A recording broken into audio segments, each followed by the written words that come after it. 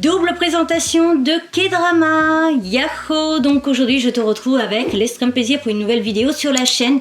Et donc aujourd'hui je vais te parler de deux K-Dramas qui sont à peu près aussi sur le même thème comme la dernière fois. Donc la dernière fois on a été sur le thème des IA et tout ce qui était nouvelles technologies.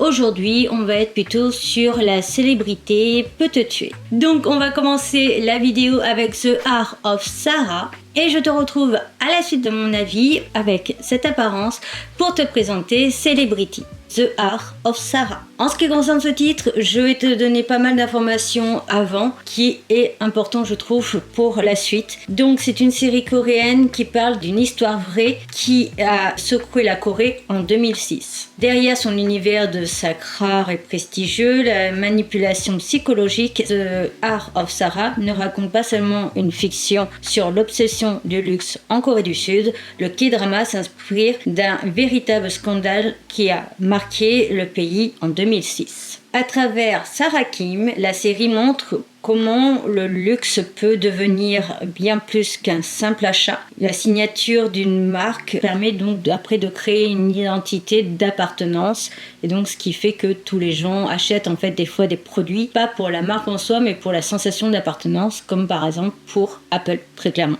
Donc ça c'était vraiment l'intro qui a été mise. Donc là j'ai trouvé un résumé qui est génial parce que tu as vraiment pas mal de précisions et je trouve ça intéressant. Après de toute façon ne t'inquiète pas, je te donnerai mon avis et je te résumerai un peu l'histoire. Et comme d'habitude par là en fait Joy à chaque fois met toujours des petits textes. Je sais pas si tu l'as remarqué mais Joy met souvent ici des petits textes là. Et donc elle te rajoutera comme d'hab le temps s'il y a un spoil parce que je pense que je vais développer quand même pas mal de choses. Et sache que l'histoire est incroyable. Dès les premiers épisodes, Sarah Kim porte un sac Birkin en cuir crocodile de Hermès, estimé à 61 000 à 81 500 €, ainsi qu'un sac Dior en édition limitée de 2017, l'un des sacs où il y avait 150 exemplaires. Donc tu vois à peu près dans quel genre de personnage on est. Ces objets rares montrent ses ambitions et transforment le luxe en un outil pour se faire respecter et se montrer. Donc dans l'histoire, avant de devenir Sarah Kim, donc on est avec une jeune fille qui s'appelait en fait Mokgawi.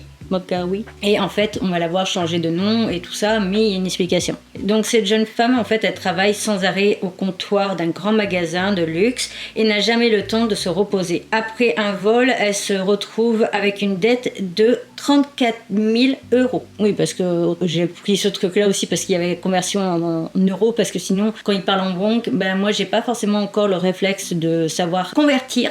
Et donc, du coup, ben, c'était super qu'il y ait ça. Et se lance donc dans la revente illégale, le recours aux prêteurs sur gage et les missions de serveuse. Et donc, incapable de changer sa vie, elle choisit donc de se réinventer en Sarah Kim et crée la marque Boudoir, un nom fictif au prestige européen inventé. Les sacs fabriqués en Corée avec des pièces chinoises coûtant 135 € et qui se revendent 68 000 €. Sarah Kim ne se limite pas à ces simples fraudes, elle invente l'histoire prestigieuse de Boudoir, affirme les brevets royaux britanniques et diffuse des rumeurs dans des cercles riches. Elle limite l'accès de ses boutiques de Cheongdam-gong pour provoquer de longues files et brûle le reste des stocks pour maintenir l'exclusivité. Donc voilà à peu près le résumé. Donc on est avec une jeune femme qui donc est vendeuse dans les boutiques de luxe et un jour elle va tout simplement aller aux toilettes. Enfin, eux ils appellent ça une postée pour pas dire toilette devant les clients. Et en fait, un soir avant de faire vraiment la fermeture de la boutique, elle va aux toilettes parce que tout simplement, elle s'est retenue toute la journée parce qu'à un moment donné, d'ailleurs, elle lui dit au supérieur, les gars, quand on doit aller aux toilettes, on peut pas aller aux toilettes des clients. Donc, on est obligé d'aller à l'autre bout du centre commercial pour aller aux toilettes. Souvent, c'est la queue, donc il faut en fait aller à ceux de la réserve qui sont encore plus loin et encore plus chiants à accéder. Et donc, elle a lâché la boutique quelques minutes, le temps en fait d'avoir un vol. Et donc elle va se retrouver avec une jolie dette, 34 000 € je crois. Elle finit forcément par demander de l'aide financière à des prêteurs sur gage, qui est forcément tout sauf une bonne idée. Et elle va se retrouver à être dans la merde comme pas possible. Elle va finir par être serveuse dans des bars assez louches et compagnie. Et donc en fait, elle sait plus comment faire et elle va essayer de disparaître. Elle va mettre sa mort en scène, une première fois disons, parce que vu qu'on commence le film et elle est morte, donc en fait on nous retrace son passé. Et on va très vite comprendre que donc elle va se réincarner en Sarah Kim une jeune femme qui donc a les moyens et une jeune femme qui donc serait patronne de la marque Boudoir. Une marque qui donc commence à arriver en Corée, qui serait une marque du coup appréciée par toute la famille britannique et la famille des rois, etc. Et en fait, on va très vite découvrir l'envers du décor de cette jeune fille, de Sarah Kim et de ses relations, parce que en fait, comme on commence la série en voyant Sarah Kim morte dans les égouts, on va forcément revenir en arrière et essayer de comprendre qui elle est, comment sa mort est arrivée et comment elle a réussi à créer cette marque de luxe et comment elle a fait du coup pour s'en sortir financièrement et arriver finalement au sommet, et du coup comment elle a fini par atterrir, par mourir et être tuée et être abandonnée dans les égouts.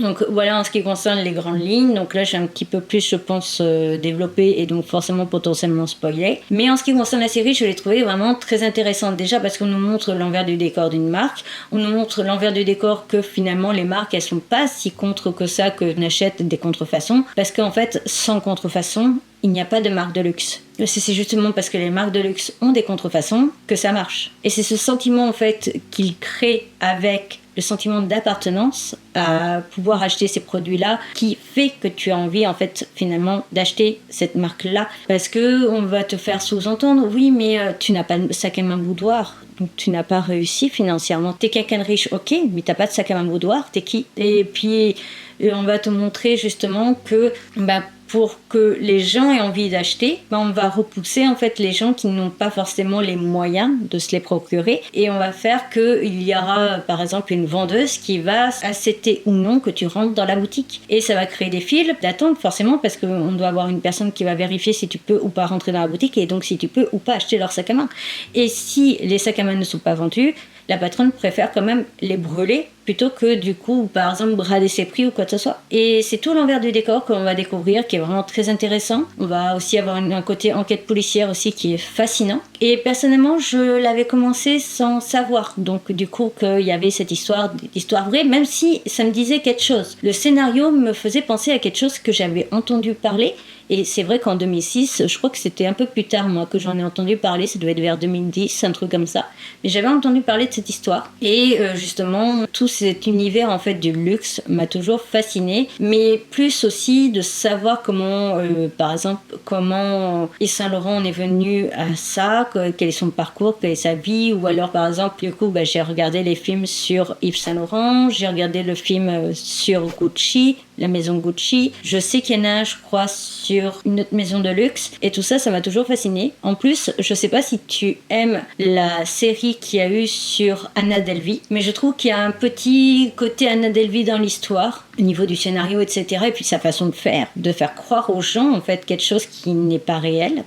Et donc, du coup, c'est ça qui m'a énormément fascinée. Et quand j'ai fini la série, je l'ai adorée vraiment. Il n'y a pas eu une seule minute quasiment que je n'ai pas aimée. Honnêtement, je crois qu'il y avait 10 épisodes. Il n'y a pas un épisode que je n'ai pas aimé. Il n'y a pas une minute où je me suis ennuyée. Et quand j'ai fini et que j'ai fait mes recherches du coup par la suite et que je me suis rendu compte que ça avait bien un rapport avec le truc dont je pensais, j'étais encore plus fascinée par l'envers du décor et par l'histoire en soi. Personnellement, ça a été vraiment une très très bonne découverte, un giga coup de cœur. Et honnêtement, Anna Delvey, je l'ai vu une première fois et je l'ai re-regardé. Et je pense que The Art of Sarah sera la même chose, une série que je vais re-regarder. Donc n'hésite pas à me dire si les séries, du coup les K-dramas ou autres, sur tout ce qui va être mode et luxe, peut t'intéresser, ou si c'est des sujets qui ne t'intéressent même pas. Alors je parle pas forcément dans la vie de tous les jours, mais là du coup dans une série, parce qu'il y a des fois on peut apprécier un sujet dans une série qui va pas forcément nous fasciner dans la vie de tous les jours. Personnellement, moi les marques de luxe, ça c'est Chine, hein, je vous le dis clairement. Ce pantalon, c'est un pantalon de sport là aujourd'hui, parce que c'est mon pantalon pour quand je fais mes créations, mes toiles, et que je vais en faire une tout à l'heure, donc j'ai déjà mis mon pantalon de bricolage. Mais voilà, donc moi je m'en fous complètement de la marque. C'est pas une marque qui va m'intéresser, c'est le modèle, le vêtement en soi, la couleur, plutôt que la marque. Et du coup, tout ce côté luxe, cette obsession du luxe, l'influence d'avoir le vêtement, la mode, et puis aussi ce côté, honnêtement, il n'y a pas si longtemps que ça, je me suis fait pas mal de reportages documentaires sur tout ce qui était, par exemple, les hôtels, mais les hôtels de luxe, je sais plus comment on appelle ça, où il y a des espèces limites de domestiques, enfin tu vois, de majordome, enfin tu vois à peu près le truc que je veux dire. Mais tous ces hôtels-là, je me suis fait récemment plein de documentaires là-dessus, je trouve ça fascinant. Donc du coup, bah voilà. Donc là, j'ai regardé cette série, puis c'était surtout qu'on me l'a proposée, mais je crois qu'elle est très très très récente là de cette année. Toujours est-il, excellente découverte. Donc pour la série Celebrity, nous sommes sur une œuvre qui est en 12 épisodes de 1 heure. La série date de juin 2023 et donc je l'avais regardée déjà à l'époque. Elle est disponible sur Netflix et en français. Dans le genre drame, mystère, suspense, trailer, vie sociale, amitié, amour, des RO. Voilà. Harcèlement, mensonge, mode, société, technologie, technologie non, vengeance oui. Il est marqué âge conseillé aux 18 ans et plus, parce que le sujet quand même est assez dur, et puis je crois qu'aussi en Corée ils sont un peu plus protecteurs sur les âges conseillés. On attaque donc avec le résumé. Une jeune femme nommée Sohari devient une star des réseaux sociaux du jour au lendemain. Dans le monde glamour et scandaleux de la célébrité, apporte non seulement la gloire, mais aussi l'argent et le pouvoir. Sohari a saisi cette opportunité et se lance dans l'univers des médias sociaux en tant qu'influenceuse. Elle utilise des stratégies audacieuses pour attirer davantage de followers et en tire des avantages personnels. Cependant, alors qu'elle profite de sa vie de célébrité, Sohari découvre également le côté sombre. Les conséquences de ses actes impulsifs et ses décisions controversées commencent à se méfier. Elle se retrouve confrontée à un dilemme moraux aux intrigues de l'industrie des médias sociaux et aux pressions de la popularité. Alors, le résumé est un peu bancal parce que jeune femme qui est devenue une star du jour au lendemain sur les réseaux sociaux, c'est vrai, mais en même temps, il y a encore une fois quelque chose à modifier pour bien expliquer la série. Au départ, Sohari est juste une jeune fille qui travaille dans une boutique de beauté qui fait du porte-à-porte. Un peu comme les trucs Tupperware, où maintenant il y a d'autres versions aussi, où tu fais du porte-à-porte et tu présentes tes produits à des gens, etc. Et donc Sohari, c'est ça son travail. Un jour, elle va aller à une boutique de riches pour un de ses collègues, acheter un sac ou un truc comme ça en particulier pour une personne de son équipe, et elle va se retrouver à croiser une ancienne camarade d'école. À ce moment-là, cette camarade d'école est aussi en compagnie d'une autre amie, donc Sohari avec une copine, son ancienne copine d'école est avec une amie à elle. Donc elles vont se faire un petit café et c'est là où en fait son ancienne camarade d'école va lui demander ses réseaux sociaux et Sohari n'en possède pas à la base. Puis c'est sa copine qui est celle qui est avec elle à la boutique, pas l'ancienne copine, qui va lui dire ah mais si tu devrais nanana tu verras et tout, et puis elle se rend compte que sa copine a continué sa vie et tout, et finalement donc elle va être invitée à une soirée. Cette soirée là elle se voit, ça lui crée du coup une certaine visibilité sur les réseaux sociaux, et son ancienne amie d'école va essayer aussi de l'aider à se faire connaître un petit peu sur les réseaux sociaux, et donc c'est ça qui va lui créer en fait finalement cette popularité. Mais c'est vrai qu'elle monte très rapidement en abonnés et que ça surprend un peu tout le monde. Là-dessus, en fait, on ne va pas être que sur une histoire un petit peu sans grand intérêt sur une jeune fille qui va du coup grandir rapidement sur les réseaux sociaux, devenir influenceuse, etc.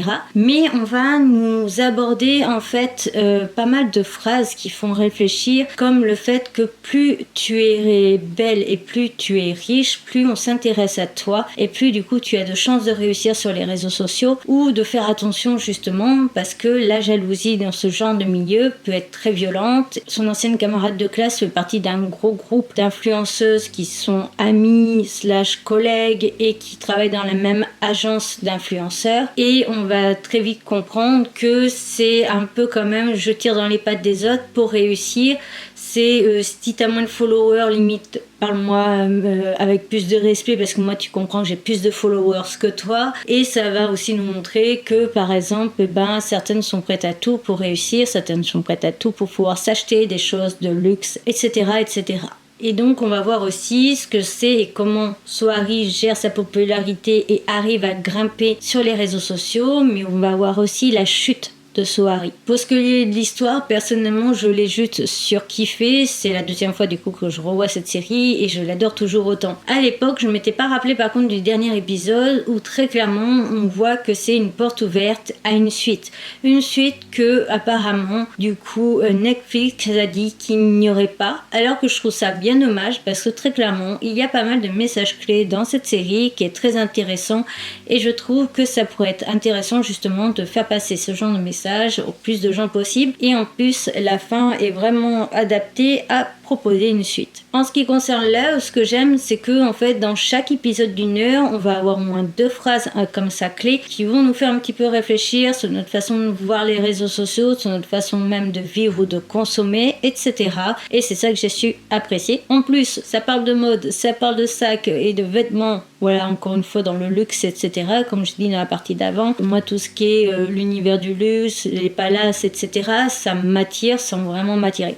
Ça m'attire par curiosité, mais je me vois pas consommer. Alors après, j'avoue aussi que comme j'ai déjà à l'époque, quand j'étais jeune, dessiné des idées de vêtements, de modèles de fringues ou quoi que ce soit, ou de sacs à main, même d'autres choses dans le genre, des sacs à main, les chaussures. Chaussures un peu moins quand même, mais les sacs à main, j'en avais beaucoup dessiné à une époque, surtout que j'en ai quand même pas mal. Du coup, voilà, donc là, c'est une histoire géniale. Je trouve qu'il y a vraiment beaucoup de messages clés. Ce que j'aime aussi, c'est qu'on va voir que tout ça, des fois, ça peut avoir un prix, un coût, et que on nous montre aussi l'envers du décor de la célébrité ou de l'argent. C'est que quand tu as de l'argent, tu peux faire à peu près ce que tu veux et on va un petit peu tourner les yeux quand tu fais de la merde, etc. Et ça, j'ai trouvé ça très intéressant justement de le mettre en avant et de le développer. Donc en ce qui concerne cette série, c'est un giga coup de cœur. Si un jour il y a une suite, je serais ravie de la regarder parce que vraiment j'ai adoré cet univers et j'aimerais bien continuer l'aventure. Cette vidéo donc est à présent terminée. J'espère de tout mon cœur qu'elle t'aura plu, même si elle est un peu courte. Je te retrouve donc bientôt pour une nouvelle vidéo. Je te retrouve très vite pour la présentation de nouveaux K-dramas. Cette année, je suis motivée, donc n'hésite pas aussi à me dire s'il y a des titres en particulier que tu voudrais que je teste pour te donner mon avis. Car comme tu le sais sûrement, au niveau des mangas, déjà, j'aime à peu près tout. Donc en K-drama, je pense que je suis aussi le public facile. Après, j'ai tendance à préférer ceux où on a en VF, tout simplement parce que comme ça, je peux faire autre chose en même temps. Donc, précédente vidéo K-drama, la playlist, ma tête de panda, mes réseaux sociaux, mes comptes Vinted et dans la bonne info, les liens vers mes autres réseaux sociaux de mes autres mondes, car n'oublie pas qu'au total, je suis active sur 5 chaînes. Voilà. Sur ce, à bientôt!